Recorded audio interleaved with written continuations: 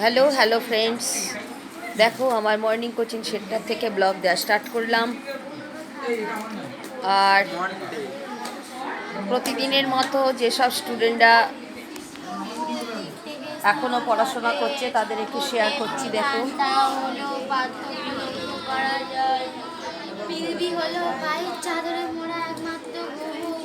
দেখো তাদের একটুখানি শেয়ার করছি।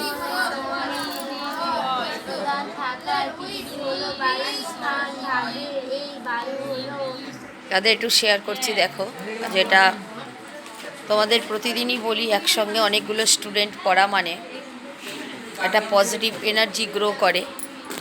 আর যে পজিটিভ এনার্জিটা কিন্তু স্প্রেড করলে বা যদি ছড়িয়ে দেওয়া যায় তাহলে কিন্তু একটা ভালো জিনিস তৈরি হতে পারে, সেটা আমার মনে হয়।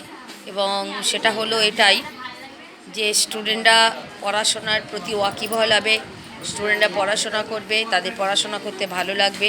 তার কারণ কেউ পড়লে সেটা দেখে কিন্তু অন্যের পড়ার মানসিকতা একটা তৈরি হয়, যেটা আমি বারবার বলছি, এটাই বারবার বলছি ভিডিওগুলো থেকে বা ব্লগগুলো থেকে। এই উপকারটাই পাবে স্টুডেন্টরা, যে তাদের পড়াশোনার প্রতি আগ্রহটা বাড়বে।